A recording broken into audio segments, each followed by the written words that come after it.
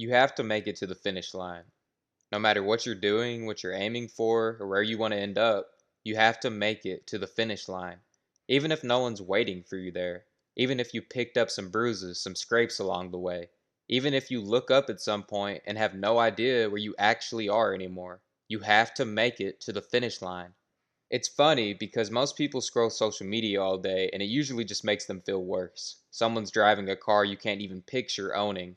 They're in a city you've never even heard of. Maybe they're with someone who'd never look your way.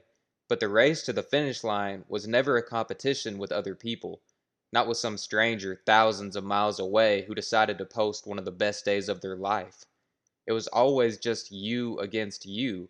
In the short span of time we actually get, you can only compare yourself to your own potential. We're all unique, and so are our struggles, which means your greatest enemy is the one you already know the best, and they're the only one who can actually stop you from reaching that finish line. Everyone's finish line is different. For some, it's a specific number in a bank account. For others, it's a promotion they felt they've deserved for far too long already. Maybe you've got the outside success, but nobody to actually share it with. Whatever it is, it's a personal race, and only you will know for certain when you've actually reached it. You might be on the first lap full of energy, feeling unstoppable. You might be three-quarters in feeling like your legs could give out any second. Maybe you can just barely make out the finish line up ahead. Maybe you can already picture what it'll feel like to cross it, the look on the faces of people who matter to you, the look on your own. Wherever you are right now, there's really only one thing left to do: keep moving forward. But how do you keep moving when the whole race has felt uphill since the starting line? When it feels like you haven't gotten a water break in 10 miles? When you look around and realize you're genuinely alone out here? That's where most people quit.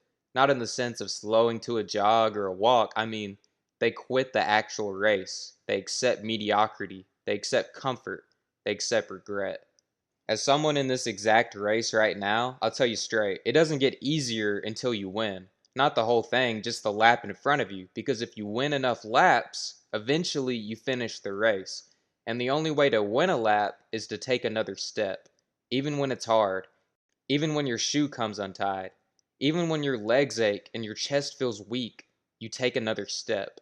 It's fine to take a breather, grab some water, but if the goal is actually changing your life, you can't leave the race. Not until you cross that line. I mentioned you might not have anyone waiting for you at the finish line, no one cheering you on lap after lap. But think about something else instead. In this race, in life, in whatever version of this you're running, you have you, and that's enough.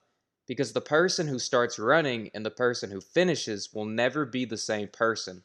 You're still you, but the lessons and the hardship you had to fight through along the way will have changed everything underneath that. Maybe you're in the middle of a race right now. Maybe you haven't even started running yet. Wherever you are, there's only one fact that actually matters if you want to change your life and reach your goals. You have to keep moving. There's only one way to get yourself there, and it's with your own 2 feet. Reach that finish line. Reach it. See you in the next one.